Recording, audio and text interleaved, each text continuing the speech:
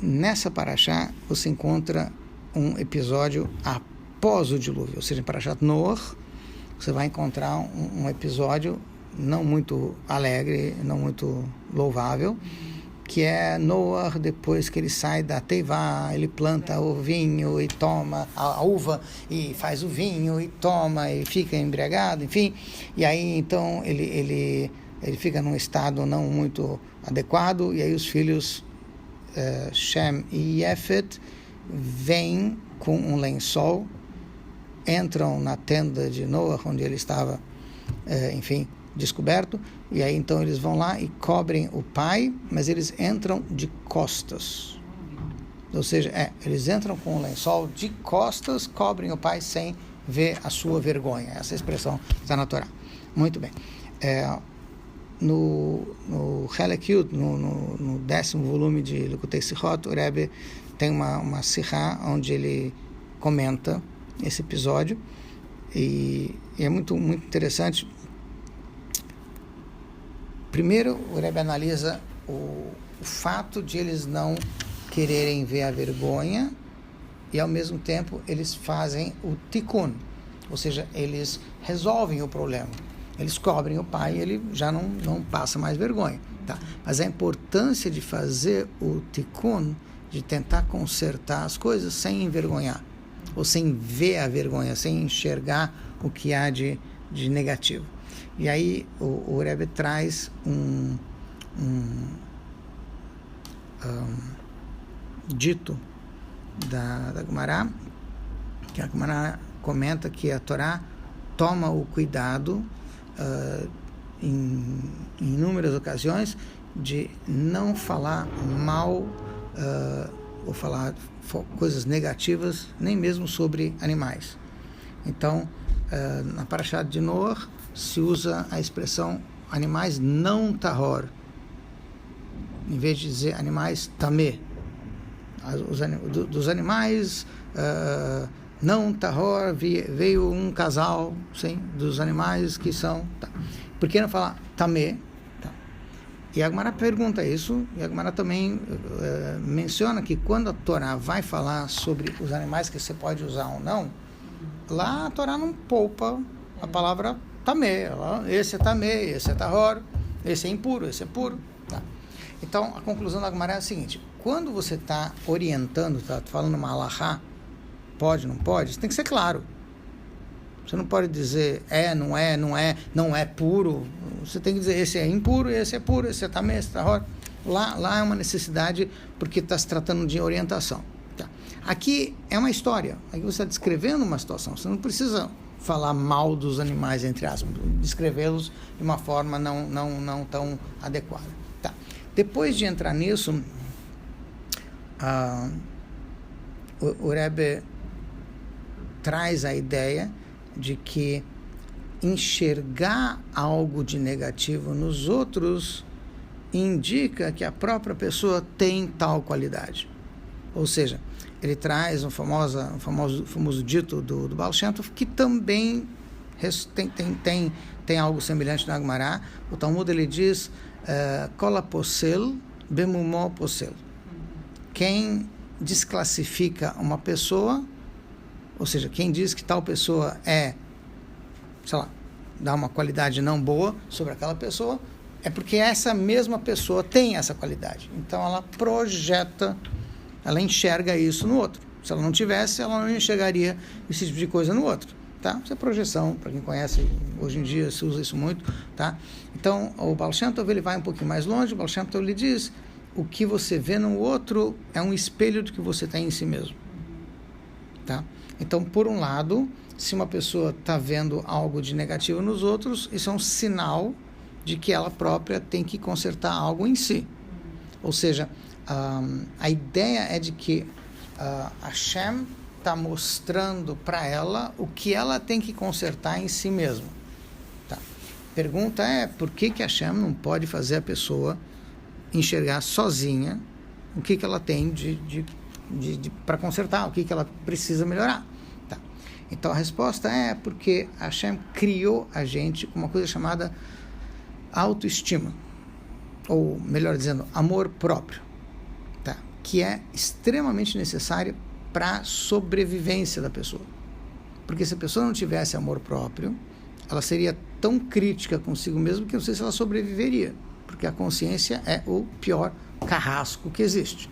Tá? Então, a gente não se perdoa, mas existe um amor próprio que atenua um pouco essa consciência e faz com que a gente consiga sobreviver. Então, é necessário para a sobrevivência do ser humano o amor próprio. Tudo bem. Só que o amor próprio, obviamente distorce a visão da pessoa. Ela não consegue enxergar o que ela tem de negativo. Então, para que ela possa enxergar, a Hashem faz com que ela veja isso nos outros, e aí então ela já sabe o que ela precisa melhorar em si. Tá. E aí o Rebbe faz uma pergunta óbvia, e como é que fica a mitzvah de advertir os outros? Porque existe na Torá uma mitzvah. Se você vê algo de errado no outro, vai lá e orienta, adverte a pessoa sobre o que ela tem que fazer.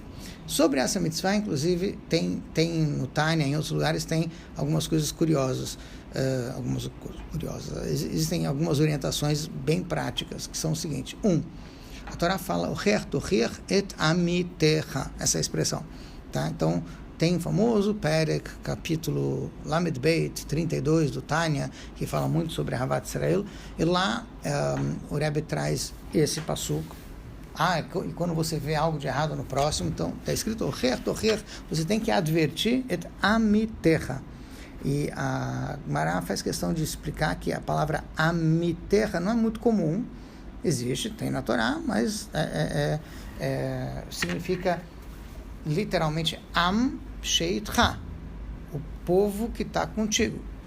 Ou seja, quem você tem que advertir? Alguém que está no teu nível. Ou seja, a lógica aqui é muito simples.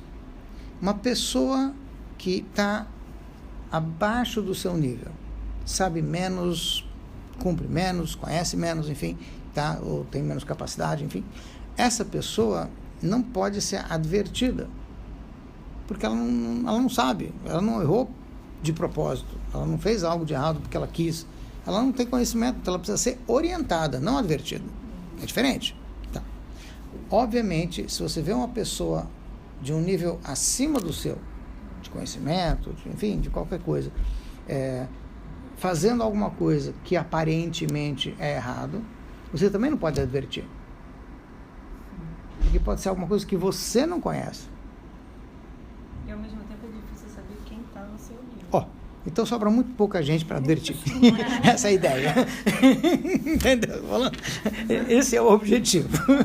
Você não tem muita... A quem você pode dizer que... Isso, tá?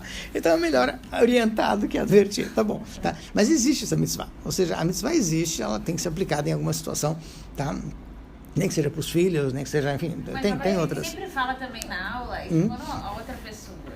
É difícil esse ponto, mas quando a outra pessoa sente que você gosta muito dela, mas de verdade, sim, a crítica, ela já é recebida de outra forma. Sim. Esse, assim, advertir, né? Esse Não, momento, não essa necessariamente advertência. crítica, mas acho uma orientação. Sim. Mas você tem que se assim, sentir muito querido mas pra tipo isso. assim, Senão... Ajuda. Acho que marido, mulher e filhos é mais fácil. Mas quando você fala de pai e mãe... Sim. Pode. Não pode. Veja bem, na Halachá você tem uma orientação sobre como lidar com pais que querem que os filhos façam algo de errado, do ponto de vista da Halachá, da Torá, etc. Tá? Então, você tem isso no Shulchan Aruch. Então, é interessante que isso, tudo bem, mas acontece. Então, o Shulchan Aruch diz o seguinte, você não pode, você tem uma mitzvah de honrar, de respeitar os pais. Tá? Então, por mais errados que eles estejam, você não pode criticá-los. Tá? Mas você tem que, ao mesmo tempo, dizer que isso está errado. Você não pode concordar, ser conivente, enfim. Tá. Você deve falar que está errado. Então, a orientação do Shulchan Aruch é assim. Óbvio que você tem que adaptar a situação específica de cada um. Tá? Mas o que a Gemara diz, o Shulchan Aruch dizem é o seguinte. Mas, mãe, pai, mas você não me ensinou que é assim, como quem diz, não é exatamente o que você me ensinou. Então, tá. Isso quando você pode dizer desse jeito. Tá? A questão não é nem que palavra que você vai usar. A questão é que você tem que recusar educadamente. Por quê? Porque respeitar pai e mãe não é sinônimo de obedecer. Isso que é o curioso. Obediência é uma coisa, respeito é outra. Em outras palavras, a gente pode até não respeitar, como nesse caso, que eu tenho que respeitar Hashem, que está acima dos pais, tá bom, mas eu não posso faltar com respeito. Você não pode discutir com ele. Isso. Eu tenho que saber como me colocar E depois você se sem criar a falta de respeito, o atrito. Tá. Muito bem. Aí a questão, no caso da Sihá, o Rebbe faz a seguinte pergunta. Como existem as duas situações, que se você está vendo algo de errado numa outra pessoa, isso pode ser um reflexo do que você tem de errado. Ou, 2, pode ser que você está vendo isso para orientar aquela pessoa. Por quê? Porque Baal Shem Tov deixou muito claro, e todo mundo hoje em dia concorda, com o conceito de Ashgaha Pratit. Ou seja, tudo que você vê é porque tem um porquê de você estar vendo, não é à toa. Tá? Então, se a gente foi colocado por Hashem nessa situação, é porque a gente tem alguma coisa a fazer. A questão é o que fazer. Eu tenho que fazer uma autoavaliação ou eu tenho que ficar orientando a pessoa? Como fica? Tá. Então, assim, muito resumidamente, o que dá a entender da Sihá é que o Rebbe diz que depende de como você está reagindo àquela situação. Em outras palavras, se aquela situação te desperta raiva. É isso. Eu queria começar pelo outro, mas tudo bem. Se a situação te desperta raiva, se quiser usar o termo, tá? É porque o problema é seu. Senão não estava despertando uma emoção tão forte. Se desperta compaixão, outro tipo de coisa, é porque provavelmente a gente está te mostrando isso para você poder orientar. Tá. Mas embutido na Sihá tem mais um detalhe que é curioso. Se a Hashem está te mostrando isso só vai continuar a ser o que é até você resolver o que você tem que resolver. Ou seja, se a Hashem está te mostrando isso para que você oriente essa pessoa, então, até você orientar, vai continuar assim. Depois que você orientar, vai parar. Então, se a Hashem está te mostrando isso para você consertar algo em você, quando você consertar em você, você não vai ver mais isso. Porque não tem por que a Hashem te mostrar isso. Você já consertou. Sim? Essa é a lógica. Tá. Cara, e essa Sihá Eu sei. Por isso que eu já tenho repetido ela algumas vezes, porque ela enfim, tem um episódio, a história famosa. Essa é a cereja. Isso. Tá. Então, essa história é famosa, pelo menos para mim, não sei para os outros. Tem uma cidadezinha na Rússia chamada Kazan. Muito bem. Tem um Shaliach Zalman Gorelik, Shaliach lá na cidade. A cidade tem, como toda cidadezinha Yiddish, antiga, russa, enfim, tem uma sinagoga, o rabino da sinagoga é o Shaliach, que está lá, que tem o Beit Chabad, e, obviamente, os primeiros a chegar na sinagoga sempre são aqueles velhinhos, aposentados, que não dormem muito de noite, chegam logo cedo de manhã, enfim. Tá. E, obviamente, que essa sinagoga não era exceção. E, certa ocasião, o rabino Gorelik chegou na sinagoga bem mais cedo do que ele costuma chegar, não tinha ninguém, abriu a porta, entrou, foi lá pro cantinho dele fazer as coisas, e aí ele vê Reuven, um dos senhores sectagenários, lá de 70 ou mais de idade, que chega cedinho, com aquele pacotinho marrom, sabe o que eu tô falando? Papel pardo, com aquele debaixo do braço, tem o talit, tem o siduri, tem isso, tem aquilo, um pacotinho, ele está chegando devagarzinho, e ele vê ele entrando na sinagoga, andando, atravessa a sinagoga todinha, chega no lugar dele e tal, e abre o pacotinho dele, vai, tira o siduri, tira o talit, tira isso, e aí ele tira a kippah e coloca na cabeça. E o rabino, nesse instante, fica olhando como quem diz, poxa, Reb Reuven, com essa idade, já frequenta, ele é habitué aqui da sinagoga, não sei quantos anos que ele vem, não sabe que tinha que colocar a kippah logo que entra, pelo menos quando entra na sinagoga, pelo menos isso, tá, esperou, entrou, bom, e ele fica muito mexido, e ele se levanta e, não, tem que falar isso para ele. Aí, isso. Aí ele, no meio do caminho, ele para, ele pensa, nunca falei mais que bom dia, boa tarde, boa noite, Shabbat Shalom, sei lá, Good Shabbos, pro Rebbe Reuven. A primeira conversa que eu vou ter com ele vai ser o quê? Uma bronca? Não faz sentido. Eu não sei nem quem é a direita da família dele, não falo com ele tanto assim, não é legal. Vamos deixar para uma próxima. Tá. A história se repete 1 ou 2 vezes. Ele chega mais cedo, vê o Reuven chegando, o pacotinho, o kippah no final e tal. E ele, as 2 vezes, também faz o mesmo cálculo. Já chega numa 3ª ou 4ª vez, ele fala, não, minha função aqui é de rabino, eu vim aqui para orientar o pessoal, se ele até agora não aprendeu, eu tenho que ir lá ensinar para ele. E aí ele se lembra dessa Sihá do Rebbe. E aí ele para pensar, bom, se isso tá mexendo tanto comigo, é que o problema sou eu. O problema não é o Rebbe Reuven. Hashem está me mostrando isso para eu consertar alguma coisa em mim mesmo. Aí ele fala, mas como? Não só eu ando de kippah o dia inteiro, como ando de chapéu também. Eu tenho 2 coberturas, não só uma. Tá? Então, não pode ser que Hashem está querendo me mostrar que eu tenho que usar kippah. Aí ele para e pensa, existe o que a gente chama de kippah física, e existe kippah espiritual. Em outras palavras, o motivo da kippah e a kippah. A kippah, obviamente, é um pedaço de pano que fica na cabeça. Tá? O motivo da kippah, ou seja, o espiritual dela é lembrar, estar consciente de Hashem. Tá? Aí ele parou para pensar, o que está me irritando? Que só depois que ele entra na sinagoga, ele coloca a kippah. Quer dizer que ele não está consciente de Hashem desde que ele entra na sinagoga. Será que eu estou? Porque ele também entra direto, só depois é que ele se conscientiza de que ele está Hashem está presente, estou aqui e tal. Então ele falou, provavelmente o que Hashem quer de mim é que eu conserte isso em mim. Ou seja, eu, antes de entrar na sinagoga, eu já tenho que estar consciente de que Hashem está aqui. E aí sim eu entro na sinagoga. Tá? Isso deve estar faltando em mim. Tá bom. Ele se acalmou, voltou para o lugar dele. Tá. Próxima vez que ele chega mais cedo para a sinagoga, ele está para entrar na sinagoga, sei lá, alguns passos antes da porta. E aí ele para, pensa, aquele dia, Reuven chegou, mesmo horário, mesmo... E aí eu fiz esse cálculo, realmente, eu estou pensando em Deus, estou pensando em alguma coisa, estou entrando de sopetão na sinagoga. Então ele parou, onde ele estava, alguns passos antes da porta, ou ele tinha um tiny no bolso, não sei, ele parou, começou a pensar sobre alguma coisa mais profunda sobre Hashem, Hassedut, enfim, mas ele pensou em Deus.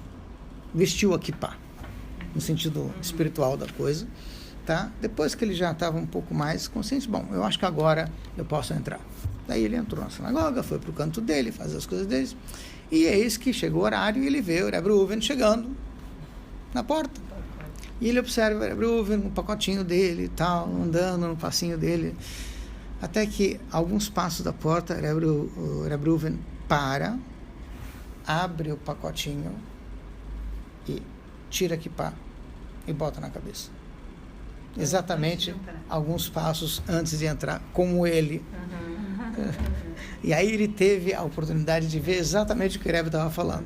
Ou seja, que quando você conserta em si mesmo, você não precisa mais consertar no outro, porque automaticamente já não precisa mais te mostrar esse problema que você já consertou em si mesmo. Então isso com certeza deveria ajudar a gente em um monte de situações. A gente tem, querendo ou não, um monte de situações desse tipo. E é difícil de dizer que em todas as situações a gente para pensar sobre isso. Às vezes tem que ter também uma criatividade, assim. Sim. Tipo assim, a kippah, o que é a kippah?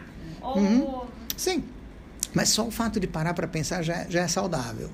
Entende o que eu estou falando? Porque a atitude que a gente normalmente tem é de criticar. É natural, vamos dizer assim, a gente tem isso, você vê isso.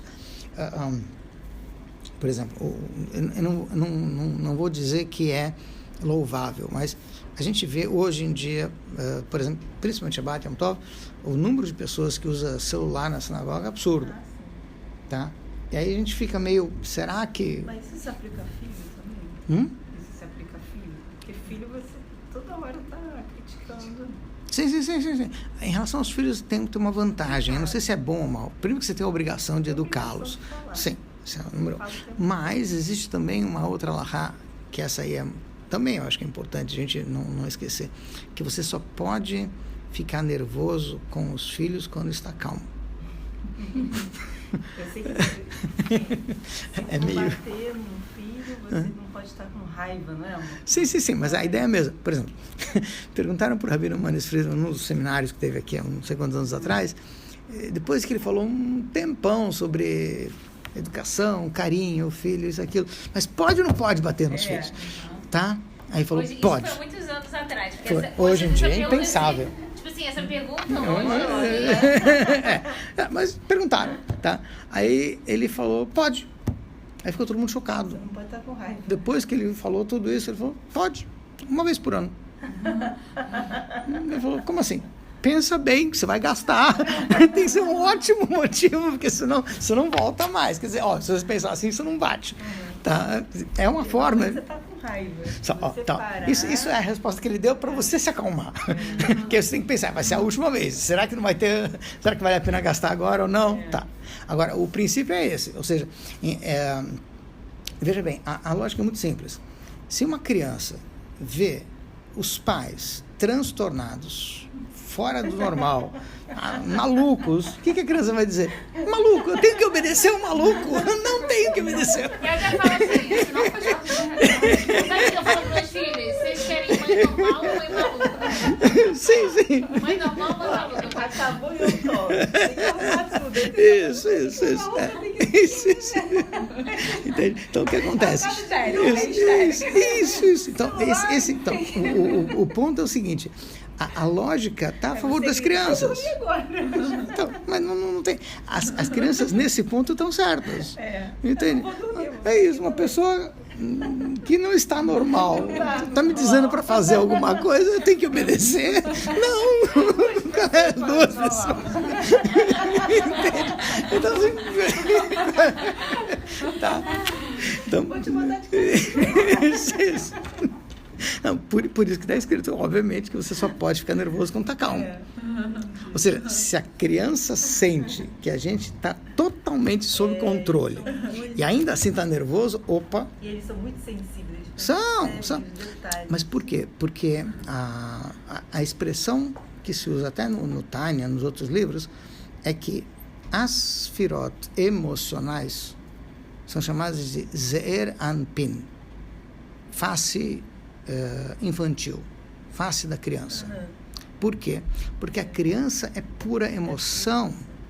Então você não lida com a criança necessariamente com a lógica. Ela é útil, mas não é o melhor, o único instrumento que você tem. Não tem uma ação e reação. Exato. Certa, não. A questão é muito mais emocional. Então, se você está sob controle das suas emoções, você passa isso muito mais rápido para a criança do que qualquer palavra que você vai usar. Tá? Então ela vê, ela sente, então ela reage diferente, mas isso vai depender muito de como a gente vai trabalhar. Por isso que às vezes o professor consegue mais coisa do que a mãe com o filho. Muitas vezes, mas não necessariamente, tudo depende. Veja, a gente ouve histórias de pais em outras épocas, a gente acha que há séculos atrás, que bastava eles olharem para as crianças e as crianças ficavam no lugar, porque eles estavam sob controle, porque eles estavam simplesmente sob controle. Porque você via que eles não perderam o controle. Então, você ficava com mais medo ainda. Porque a coisa é séria. Entende? Então, assim, isso não é tão difícil assim. Mas, por algum motivo, a gente está perdendo mais do que eles perdiam. Tá? Então, ou seja, os pais se encaravam como pais. Não como amigos das crianças. Hoje você quer ser amigo, tem que saber o que está acontecendo. Mas não sei se é saudável para a própria criança. A criança precisa saber que ela tem pais, não só amigos. Os pais podem e devem ser amigos. Tá? O Friedrich Rebbe tem um diário dele desde os 9 anos de idade. Tipo assim, que o pai dele, o Rebbe Rechab, incentivou ele a escrever. Ele, aos 9, conta coisas que ele lembra aos 4. Tipo assim, é muito rico. Tá? E ele descreve que a relação dele com o pai, num primeiro momento na infância, era distante. Ou seja, era muito Ele só foi ser amigo do pai muito depois. Porque naquele primeira fase ele tinha que educar o filho. Depois ele podia se aproximar do filho. E essa relação entre o Friedrich Rebbe e o pai é muito forte. Você vê, é filho único, enfim, mas independente disso, a educação, a cobrança do pai em relação ao filho é muito forte. A mãe tem que intervir de vez em quando, porque ela acha que tá... O pai, não, mas é bom para ele. A famosa história da melancia. Sabe o que eu tô falando? O Friedrich Rebbe estava com os amiguinhos comendo, pelo visto, melancia, eu acho que era isso. Tá no verão, alguma coisa assim, na Rússia. Tá? E estava no jardim, e da onde o pai dele estava, do escritório, dava para ver pela janela o que estava acontecendo. E ele viu que o filho dele fez questão de dar primeiro para os amigos, depois ele se serviu para si mesmo. Tudo bem. Aí depois que os amiguinhos foram embora, ele chamou o filho, que idade que ele tinha? Também era pequenininho, 4, 5 anos, uma coisa assim. Aí ele chama o filho e ele fala, eu vi que você deu a melancia para os teus amiguinhos, primeiro, tá? Mas você deu de coração? Aí o filho falou, dei, realmente de coração? E ele insistiu nisso, até que o filho começou a chorar. E praticamente começou a vomitar. É uma cobrança muito forte. A mãe veio intervir, mas o que você está fazendo, coitadinho? Ele falou, é bom para ele. E o Friedrich Rebbe realmente cresceu como alguém totalmente altruísta. Porque ele aprendeu lá embaixo que ele tem que dar de coração, não é só por educação. Ele tem que sentir que ele tem... Não, eu não estou dizendo que isso é um modelo para você usar em casa. Mas o que eu estou dizendo é o seguinte, ele não estava preocupado com as consequências, ele sabia que isso era bom para o filho. Porque ele tinha... Cálculos, exatamente, tudo bem. Mas estou dizendo assim, mas tem que ter isso claro. Isso acontece, tipo, você vai... Na hora que você manda o filho para estudar fora, por exemplo, o seu emocional não quer que ele vá estudar fora, mas você sabe que para ele é o melhor, que é o momento certo que ele tem que ir. Tudo bem, mas então tem algumas coisas que a gente faz contra o emocional. Tudo bem. O que eu digo assim, se pegasse só as histórias do Rebbe, do Friedrich Rebbe, com o pai dele, a gente ia ter acho que uma boa forma de olhar a coisa. Vai ser igual ou fazer igual? Não, porque a gente não é Rebbe. A gente não tem a mesma preparação. Tá? Mas a gente vai ter uma noção, porque a cobrança que ele fazia do filho é normal. A gente que acha que não é normal. Ou seja, a gente não acredita que as crianças são capazes. A gente não acredita. Sim, e tudo bem. E quando vê um caso assim, a gente critica, né? Quando a gente vê uma pessoa que cobra muito. Sim. Não, se a gente visse essa cena, se não soubesse que era o... Óbvio. Sim. Não, mas o que acontece? A cobrança do Rebbe é porque ele confia no filho. Ele acredita no filho. Veja bem, esquece o filho por um instante, tá? O que você espera da comunidade? Você confia que eles são capazes de crescer em Yiddishkeit ou não? Se você não confia, então deixa, coitados. Então, falando, se você realmente confia neles, eles vão crescer. Eu acho que ele acreditava que o filho... Ele já via que o filho ia ser um Rebbe e um Tzadik. Sim, mas veja bem... Porque o Benoni, ele está dando... Mas veja, na fila do Rebbe, quando o Rebbe cobra as pessoas, ele cobra as pessoas com carinho, mas porque ele confia, então ele cobra. Então, quer dizer, quanto mais você confia, mais você pode cobrar. Será que a gente realmente confia? Tá? Ou seja, o quanto a gente confia nas outras pessoas que elas podem crescer. Aí você vai cobrar o suficiente. Se você não acredita que ela pode crescer, você não vai cobrar. Entende? Então, porque você projeta isso.